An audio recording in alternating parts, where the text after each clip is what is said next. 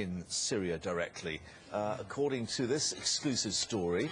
And this is connected with our RAF base at Cyprus, not that far from Cyprus, of course.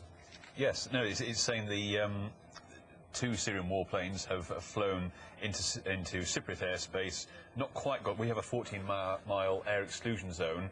It didn't quite get that far.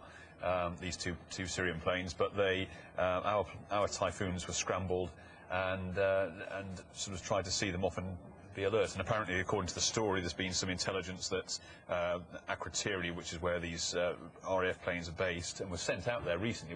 Some of them were sent out there recently.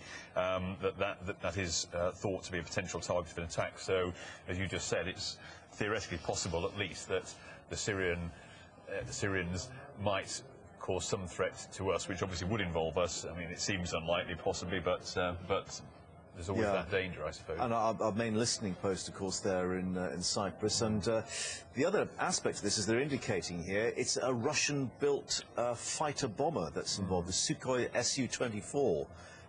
And a lot of military analysts are saying that the air capability that Assad's got is quite sophisticated. Well, the Russians are supplying them, aren't they, with weapons, which is why they're very much on their side. And then God begs the question: why would they want to come near our airspace, or Cypriot airspace, and near our bases? And what would they achieve by doing that?